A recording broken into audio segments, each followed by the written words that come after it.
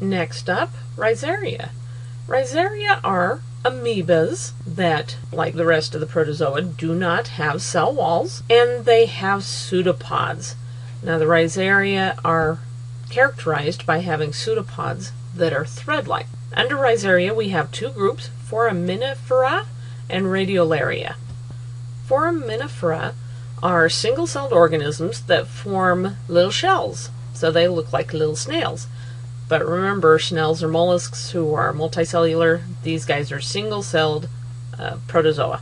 And their thread-like pseudopods come out of openings in the little shells so that they can feed by engulfing other microorganisms such as bacteria and other protists. Foraminifera are a large component of plankton, and so as such they form the base of the food chain. But many of them, when they die, they sink to the bottom of the ocean where they become sedimentary rock, specifically some types of limestone.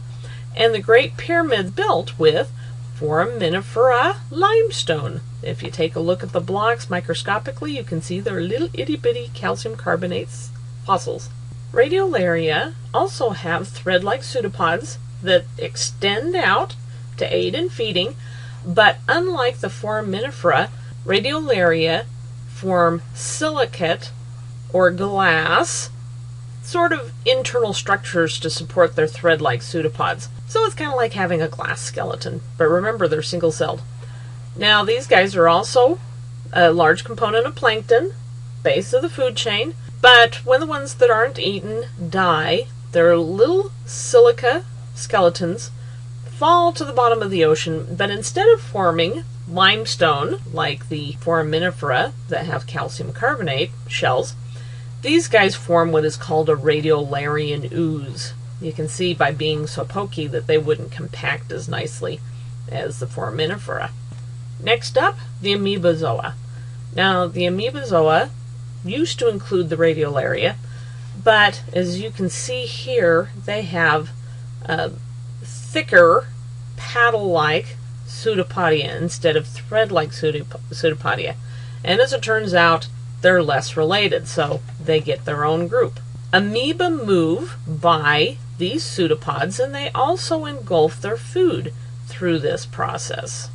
Most amoeba are free-living, but the genus Enantamoeba are parasites of mammals in humans, and they can cause diarrhea and sometimes dysentery, which is bloody diarrhea. Now, a normally free-living genus, Naegleria, has been in the news recently. This is the brain-eating amoeba that the young girl survived. She's only the third person in the last 50 years to survive infection with this brain-eating amoeba. But keep in mind that there's been only about 130 people, if you round it up, that have gotten the infection in the last 50 years. So I wouldn't worry about it too much. But, you know, anything that has brain eating in the title makes for great copy, so you will see it in the news whenever anybody gets infected by the genus Naegleria.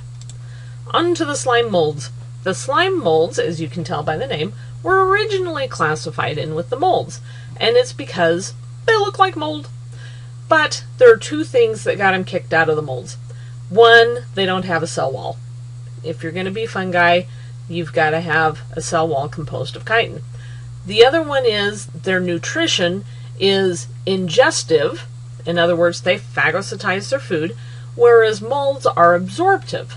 They send out enzymes into the environment that break down the macromolecules, and then they suck it into their cells. So these two things got them kicked out of the molds, and genetic analysis reveals that they're more closely related to amoebozoa. So they're now in the amoebozoa group. So let's talk about the two main types of slime molds. The acellular plasmodial slime molds and the cellular slime molds. Let's start with the plasmodial or acellular slime molds. Let's start with the spores that are released. When spores land in a favorable spot, they germinate from their spores, and when two compatible Mixa amoeba meet, they fuse and form a zygote.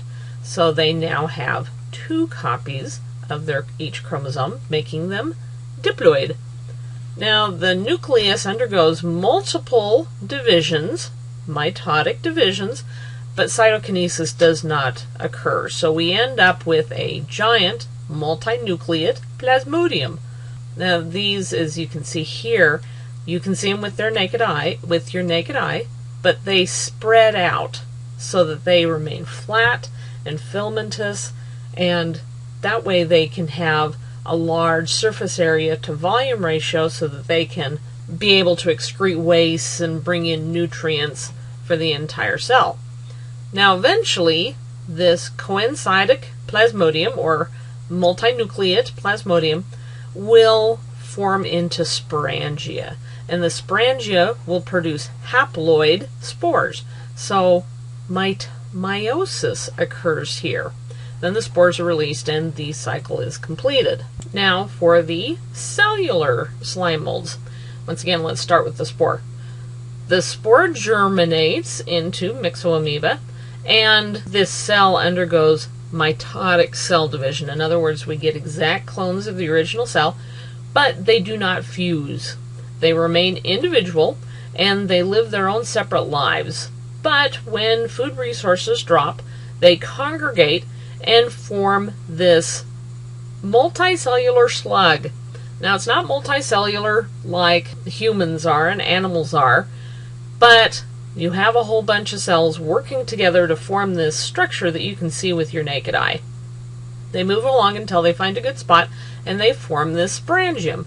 And the sporangium forms haploid spores that are released onto the wind, and hopefully they will land someplace with good food resources. And this sporangia looks, to me, an awful lot like either a fungal fruiting body or like the fruiting bodies of myxobacteria. Now, one thing to keep in mind with cellular slime molds is that they are always haploid. They do not have a zygote or diploid stage like the plasmodial acellular amoeba do. That's it for the protozoa.